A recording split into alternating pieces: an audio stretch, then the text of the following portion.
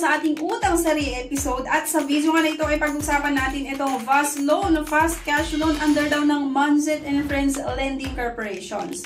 So ito mga ka-interview, meron daw 100,000 downloads, 4.2 star, pwede daw makautang hanggang 30,000 pesos in minutes. So, ito 100% online process. Eh, syempre 100% online process naman talaga. Lahat naman talaga ng mga loan app, di ba?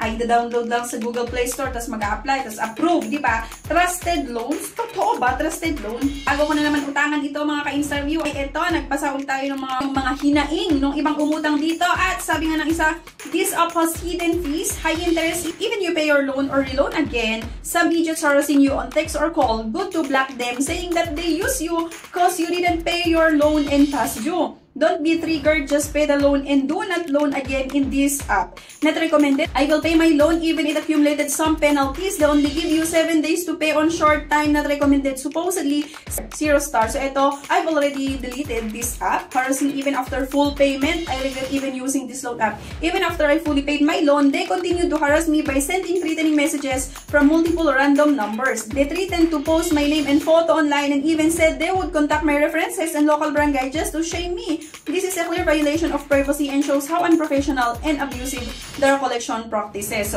So mag-ingat kayo dito mga ka-interview. At eto pa, I'm so embarrassed to this app. So high interest rate, they borrowed me or ang binigay ay 320 and have to pay 535 for 4 days. So napakataas yung interest, napakataas yung mga charges na naman or yung mga fees ng loan app na ito mga ka-interview. Huwag na kayong umutang dito. And maliban dun sa mga reviews sa Google Play Store, nag-research ulit tayo sa Facebook at napadpad ako sa isang Facebook group, itong Victims of Online nga. At so may post nga dyan sa taas, sa fast loan po, legit po ba? So kung mapapansin nyo, may 21 comments na nakalagay dyan at may nakita ako na isang nag-reply. Sabi niya, nako, wag ka dyan, kupal yan, grabe sa service fee, mag-loan ka 2,000, makuha mo lang 700? Totoo ba to? At meron pang nakalagay na kaya nga po wala na overdue na ako. So, eto sabi ng isa, nanghaharas din po sila. Nangharas din daw yung loan app na ito. So, eto mga ka-interview ha, nag-apply ako dito sa fast loan dahil nga gagawin ko siya ng aking honest review. Eh, screenshot lang ang ginagawa natin. Pero iba yung kaso nitong fast loan mga ka-interview ha. Nung last part nga ng aking loan application, abay hindi ko pwedeng may screenshot nga. So, kailangan ko pang gumamit ng ibang cellphone para picturean, di ba? Para maipakita nga sa inyo itong terms or yung breakdown nga ng kanilang pagpapautang. Kasi nag-apply nga ako dito, syempre sagot-sagot na naman tayo sa kung ano-anong mga personal infos. At ito nga mga ka-interview ha, nung nasa last part na ako, pwede daw akong makihiram ng 1,000 hanggang 32,000 pesos. Pero 1,000 pesos lang yung pinapahiram nila sa akin. At agad-agad ito ang bumungad sa akin mga ka-interview ha. Service fee, 330 pesos. Account management fees, 155 nga, plus yung credit assessment fees na 175 pesos. Kaya yung total lahat ng service fees daw ng loan app na ito ay 330 pesos. At ang disbursed amount ay 670 lang, di ba? At take note ha, etong repayment schedule nila ay within 6 days lang kasi sinasama nila sa bilang nung time na naaprubahan yung loan application. Akalain mo 1,000 yung utangin ko, tapos ang matatanggap ko lang ay 670 pesos. Pero ang kailangan kong isauli or ibalik sa kanila ay 1,076 pesos na naman daw. So ito, nilagay pa nila yung term 1, term 2, term 3, term 4, hanggang 5 and 6. Tapos sa first payment ko nga, kailangan kong magbayad agad-agad ng 1,076 pesos sa September 17 daw. Within 6 days nga ito. Then may term ko nga which is October 17, November 16 ang next, December 16, January 15 at hanggang February 14. Aba, pinaabot pa nila hanggang February 14 pero piso lang pala yung babayaran ko sa term 2 hanggang term 6, no? So doon sa first payment kung saan within 6 days ay babayaran ko na agad-agad yung 1,076. Nako, mag-ingat kayo sa pag-a-apply dito. Bago nga kayo umutang dito, ito yung mga kailangan nila daw i-collect. So, data collection. So, kung mabasa nyo dito, the information we will access and retain for use in the calculation of credit score is, una, yung Android ID. Next, yung installed application. Number 3, KYC daw, documents and personal information, name, phone number, email, and etc. Grabe no mga ka-interview. Ay sa akin talaga, pinabasa ko itong mga terms and condition nila ha, yung mga ina-access nila. Kasi makikita mo dito yung mga kailangan nilang i-access. Akalain mo yung documents. KYC documents daw sa cellphone ko. Pati yung personal information, name, no? Then phone number plus yung email. Mobile wallet account number, device information, including manufacturer, phone type, memory, Wi-Fi and internet connection information. Tapos ito pa ha, permission yung camera. Ayan. Due to app limitations, screenshots are not allowed on the current interface. Allow us loan to access this device approximate location. So, check nila kung saan ba ako. And eto mga ka-interview ha, 2,000 to 30,000 pesos nga, yung pwede ko daw mahirap. Pero di ba nakita nyo yung pinakita ko sa inyo na 1,000 lang yung in-offer sa akin.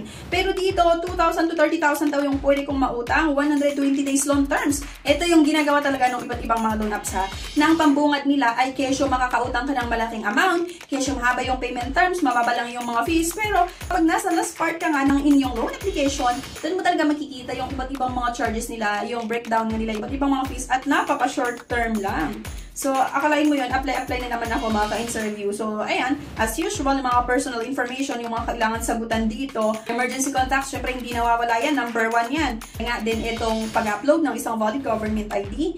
At selfie na naman mga ka-interview. At ito daw yung mga ID na tinatanggap ng loan app na ito. Yung UMI, driver's license, yung SSS, teen, passport, PhilHealth, PhilSys ID, at yung PRC ID. Gcash account kung saan nga natin gustong matanggap daw yung loan proceeds. Nung nasa last part nga ako ng aking loan application, akalain mo, bago ko i-submit yung loan application ko mga ka-interview, hindi ko pa nakita yung breakdown nga ng mga babayaran. So, ang nakita ko lang dito, so di ba may nakalagay dyan sa taas na claim your cash now.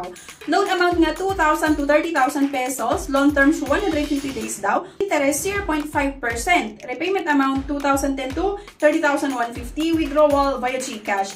So, di ba dito mga ka-interview, nililito talaga nila yung borrowers. Kasi hindi nila nilalagay kung magkano yung possible nga na mautang. So, yung loan terms nga na nilagay nila ay 150 days, interest 0.05%. Eh, anong malay ni borrowers? And repayment amount, diba, 2,010. So, kung sakali utang ako ng 2,000, babayaran ko lang ay 2,010. Kung 30,000 ay 30,150 pesos lang yung babayaran ko. Ganun ba yun? Medyo confusing lang itong part na to. So, nag-submit pa rin ako nga ng aking loan application. So, kailangan ko daw mag-antay ng ilang seconds para i-process nga nila itong loan application ko. So, after noon, VAS loan, under review nga itong 1,000 pesos na loan application ko nga mga ka-insta-review. Pero, kagaya nung pinakita ko sa inyo kanina, na yung loan app na ito na naman ay napakataas yung charges niya. Okay? Isang loan app na naman na halos pareho lang doon sa previous na nagawan ko ng aking honest review na halos nasa 35 to 45% nga yung mga charges. Kagaya nung nakita natin kanina, na-experience nga nung ibang umutang dito ay I'm so embarrassed to this up. So, ang interest rate doon, nagpautang nga lang daw itong VAS loan ng 320 pesos. Pero ang kailangan bayaran ni borrowers ay 535 pesos for 4 days lang, no? And, eto pa, I was so disappointed to this up. Imagine, you only borrow 525, then harass me through text. The agent can't wait. Siguro para makakota. Imagine 2 days before my due dates. Very low offer and very high interest. Diba? At akalain mo yon, 2 days pa lang bago yung due date ni borrowers, nagsisimula na mag-message na i-harass ni collector itong borrower na to. So, please lang mga ka-insta-review ha, huwag na kayong umutang dito. Kung ayaw mo na instead na makatulong ngayong loan app na to sa'yo, ay mas lalong bubulabukin yung araw mo, mas lalong stress yung ibibigay sa'yo. Emotionally and mentally ito mga ka-insta-review ha. Download or use this app. Big interest, you will pay it in only 7 days. They will threaten you 2 days before your due date. So, ayan mga ka-insta-review, nakita nyo na kung paano magpautang yung loan app na ito. Malalaki or napakataas na naman yung mga charges niya. At syempre, short term lang na naman. So, pare-pareho lang talaga yung mga loan app na ito sa iba't ibang mga pautangan online.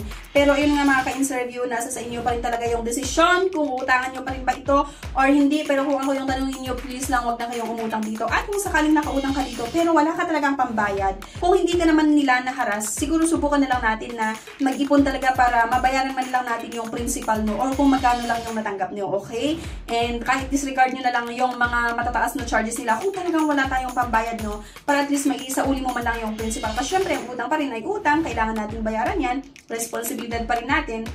Kaya nga kahit yung principal lang yung isauli nyo, pero kung talagang hinaras ka or talagang pinahiya ka, eh abay, ibang kaso na yun, mga ka-insta-review. Huwag ka munang magbayad, antayin mo muna sila na mag-file ng case. At kung sakali, natutuhanin nila na mag-file ng case, edi go, diba? So, harapin nyo sila, mag-file sila ng case against sa'yo ng civil case, ikaw naman, mag-file ka sa kanila ng cyber libel. At least makikilala mo sila at para makapag-file ka na rin sa kanila. So, ito yung reason kung bakit maraming iba't ibang mga loan app na nangaharas na hindi naman talaga humaharap sa husgado, diba? Kasi nga, alam nila na sila mismo ay napakalaki yung nilabag nila or ang dami nilang nilabag nga sa batas natin pagdating nga sa utang, no? Kaya hindi sila umarap-harap sa husgado kasi alam nila na mas matatalo sila at mas malaki yung charge or ma-charge against sa kanila. Okay, so yun lang mga ka-interview. Sana nakakuha na naman kayo ng utang tips sa video na to. And please don't forget to click the subscribe button sa like nyo din po yung video at huwag nyo kalimutan na i-click yung bell icon para maging updated kayo sa mga honest review natin sa iba't ibang mga loan apps at syempre yung mga kailangan yung malaman na ginagawa ng gobyerno para masugpo nga itong iba't ibang mga pautangan online. So thank you guys for watching at see you sa next video. Bye!